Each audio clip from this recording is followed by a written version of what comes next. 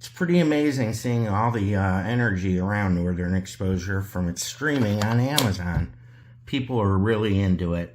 This interview John Corbett from Arsenio Hall on April 24th, 1992 shows the guy is what he is. He's laid back, normal. There's what you see is what you get with John Corbett, and that is great. And he talks with amazement of being a sex symbol and being a star. He's just a genuine, down-to-earth guy. Again, what you see is what you get, ladies.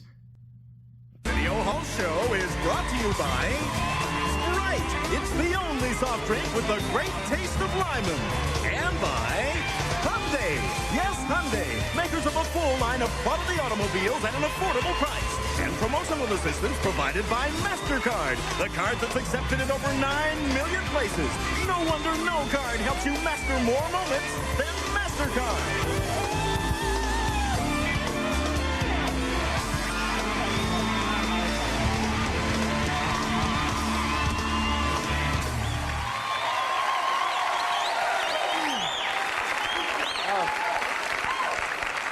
Join us all next week. I got something for everybody. Tom Selleck is here, Tanya Tucker, Sandra Bernhardt, Charles Grodin, Christine Lottie, Meshach Taylor. Lou Reed is coming by next week. Larry Fishburne, wonderful actor.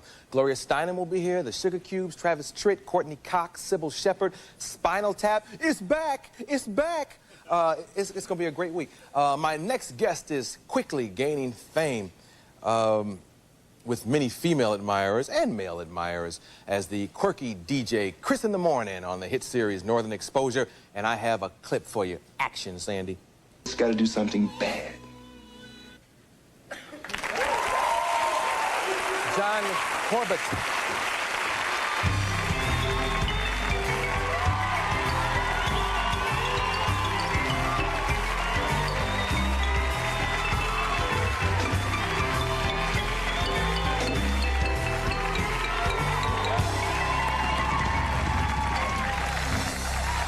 Yes, have a seat, man. Welcome back. Thank you. It's good to be back here. How in the world, Arsenio, can I follow Jody Watley? Oh, I can't, can I? She's bad. So I might as well just not even try. But it's like apples and oranges, though. You know? She's bad. We need an apple, we need an orange to make the night happen. Right. Your hair is different. I cut it all off. Yeah, it's, it was getting kind of long and hard. Wait, you cut it off? Well, no, the girls on our show cut it off. Because I know you do have a cosmetology thing, license or whatever. Yeah, that's right. I went to hair school. When I was studying to be an actor, I went to hair school. I guess long way around that. Yeah, I went to hair school, because I thought I don't want to serve up like hot plates, while I'm waiting for my break, and that would be a good way to, make my own hours and make money on the side. And so I went for a year. And I got out and I started doing it for a month. I did it for 1 month, 30 days, and I didn't like it. It was just too hard. Were you good at it, though? No, I wasn't very good. Oh. I cut my own hair, though. When the girls just cut my hair like this, I wanted it a little shorter. And so I took the scissors to it and just whacked out some big old clumps, like up in here, and they didn't like that very much. Oh, they don't think you're as good as they are. No, I just got to grab it. Did it. There's some big old spots up in there. That's why I had to get it back. See, you're so much different than the character. Oh, man. Stop hitting me, man. Does anyone ever come out here and just, get all warm and fuzzy and just go out? That's happened. Has it? Yeah, and I'm glad that we can go to commercial in times like that. Yeah. Didn't somebody die on the Dick Cavett show one time? Really? I think that's a true story. I think years ago, yeah. This gentleman will co-sign for that. Wow. Guy with a sock over his shoe. He just kind of sat down and just went. Yeah, I think, isn't that, he was in the interview and Dick was trying to get his attention and the guy was dead. Wow. So I'm still here, baby. Yeah, I'm happy. Alive. I don't care what you do as long as I don't say, I'm fine. I'm not good anywhere. You're a great guest, so you just be yourself, Okay. man. And you're so different in person than you are on the show. Do people ever come up to you and expect you to be Plato? Yeah, they do want me to be like this philosopher guy. I got a hard time with a lot of the things I say, the speeches, because they're all, they're big monologues, and usually the camera's like, panning left to right, and I gotta say the whole things in one time, and it's hard. There's pronunciations and there's languages. I have to speak, French and as you can see, I get all stuck when I try to just do my own stuff, kind of like Mel Tillis, I guess. Sort of. You don't ad-lib anything in this show, huh? No. If I'm halfway through a monologue and I'm getting lost, I'll throw in just a couple little things here and there, and I'll gaze out like I'm really pondering this thing, but I'm just trying to find my place, in my mind. That's my acting trick, my secret. Did you study acting a lot while you were studying hair? Yeah, I kind of studied at nighttime. I studied, but I still don't. I don't. As an actor, I don't know what I'm doing. I swear to. No, don't say it. Don't say that. I swear, I sit down and I don't know what to do.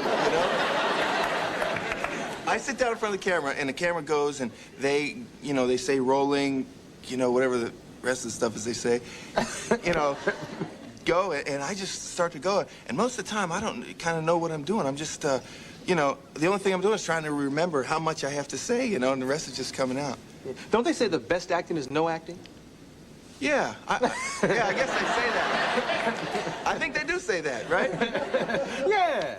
I don't know. You're an actor. No, I have no idea. Come what on I'm now. doing. Are you study? Did you study a lot? No, I just go and try to be myself and look at the character and see if I know somebody in my past who has had these qualities, or try to. I mean, like when I did Coming to America, the barber I did, for instance, he was the guy that used to cut my hair. And he's like, boy, be still before I cut your ear off, and and you just try to reproduce that.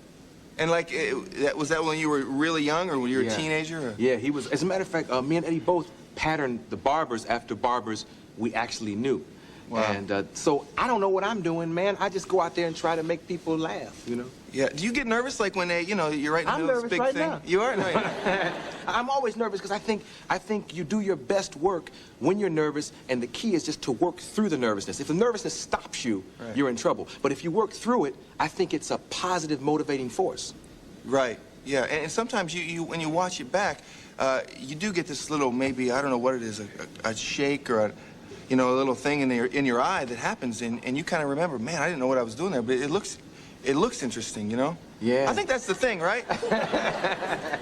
As long as it looks interesting, it really doesn't matter, like, what's going on in here, kind of, does it? I mean, because no one knows. Right. So as long as it's sort of, like in that clip, when I went like this, that's something that just kind of came to me at the spur of the moment. And, when I watched it back just now back there, it kind of looks interesting, Do you like to watch yourself? I'm starting to like watching myself again. For a while there, just a couple months ago, I didn't like it. I don't know why. I couldn't look at the dailies, and when the show came on, I kind of just, wanted my stuff to go, and, I don't know why. This may be just some kind of phase. I don't know. Do you like to watch yourself do you watch these shows at nighttime? Oh, too much. You do? You go home and watch it? Oh, too much. But we'll take a commercial and we'll talk about that. I have no life. Yeah, I know. You go, Mike.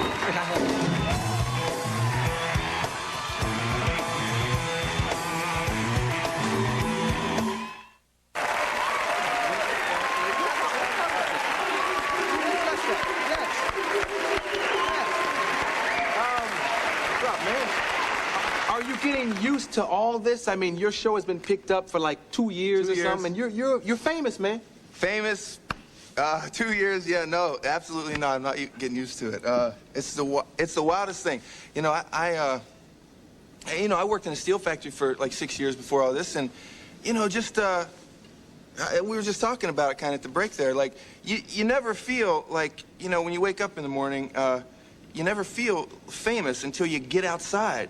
And then people start kind of looking at you, and like if you go to lunch and then, this or somebody will come over and, I don't feel famous till I like walk out the door, and then, I'm driving in my car and somebody might honk and go like this. Then it starts to creep in. Oh yeah, people recognize me. Yeah. That's the weirdest thing. Don't you find that? I mean, well, yeah, if you're in a restaurant or something, like I don't eat barbecue in restaurants anymore because Arsenio Hall shouldn't have sauce on his lips, There was a time when I could be like, damn, that barbecue good. Ooh, damn, barbecue look good. And now I have to like, I'll take those bones to go. It's hard. And you have an added pressure because you're a sex symbol. Am I a sex symbol? You're a sex symbol. Am I a sex symbol? Am I like the when you folks are having sex? Am I what you're thinking about? Do you think of me? That is such a compliment. Thank you. A symbol of sex. Yeah, because I don't think of me when I'm having sex. Who do you think of? I think of La Wagner. You know, and that. I'm joking. That's a That's joke. interesting, because I think of Harvey Korman. You do? That's where my life is. And Harvey. Anyway, no, but you are a sex symbol. Women love you, Oh man. man, I don't know about that. It's just a, you know, the funny thing is, the show's been on for 2 years, and 2 years ago I could walk down the street and like, you know, it's you know what it is. You people know what it is. It's just TV, you know. You all watch have TV. shows, now stop looking like that. Come on now. You're not a sex symbol. People sort of make you that. I don't know. You know, they make you that because 2 years ago, not one head would turn ever, you know, in a whole year period. And, you know, it's just from being on TV. And, you know, when this show's over, you know, 2 weeks after it's off, you know, no one's going to be saying you're a sex symbol anymore. You know how, you know, it really is like 15 minutes of fame, like they say.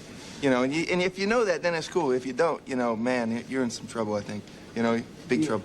Yeah, how is your personal life? You have someone special at your house? No, just my cat. No, really, I got a cat. He's been with me for like 6 years. His name's Lotus. You know, he's like my friend, you know. I'm kind of an odd guy, huh? A cat for a friend. I don't have a girlfriend. I've never been married. I would like that, though. I'd like to, you know, I'd like to have a girlfriend. And children and... Yeah, and some kids, you know. Yeah, kids to play with the cat. Yeah, some kids to play with my little cat. I would like to be, you know, I don't tell my age, but by a certain point in history, I'd like to have a wife and kids. Who wouldn't, you know? What I mean, other than that, you know, you're like an old man, you know, watching TV and, you know, clapping on. You don't even have nobody to argue with. Yeah, right. And you got the remote control. You ain't got no wife to say, hey, don't touch the remote control. You're just sitting there. It's like, hey, leave this alone. Yeah. Oh, I'm by myself. Yeah, right. That's sad, though, huh? It's funny, but that's real sad, man. And a lot of people are like that, too. Yeah. I don't want to be one of them. You said that you loved Jody, and you talked about her during the commercial again. Yeah. What other kind of music do you like? You're a country fan, aren't you? Yeah, I like country music. Woo, doggy. I play country music, and I'm working with a fella down in Austin, Texas, and he's given me some songs he's written, and I'm kind of going into, you know, play them. It's just for me, you know. It would be fun to like have them playing on the radio, but you know, that's like a side, like a hobby, like making models or something. But I like, you know, like rock and roll and soul and 50s stuff. I like a lot of like rockabilly stuff, you know. Now, wait a minute, but you're gonna make a whole album and release it, right? Well, I don't know. That's a goal in my mind. That's not, you know, no You one's. have to do that, man. I would like to do that. I got a friend that has his own studio in his house, and he just makes records. You know, and you say, you got to have an album. Oh, this just for me, man. You know, it's like, Yeah. you got to put them out, man. They would I be know, good. but right now I'm just like a cheap, low-life, you know, butt-licking Elvis impersonator. You know what I mean? So I got to get my own style down, I guess. You know what I mean? Yes. Yeah. Exactly. No, but you should release those things, and it'll be great. Yeah, I would like to do that one day. I'm busy now. 2 years. We've been picked up for 2 years. I know, and I You gotta know. tell them where they can find Northern Exposure. Okay. It's Monday nights, 10 o'clock, CBS. Check this man out. John!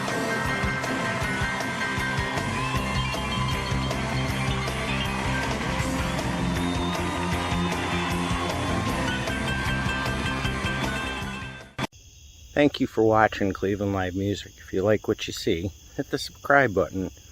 There's further patronage information in the video descriptions below. Thanks for all the support and making the channel grow.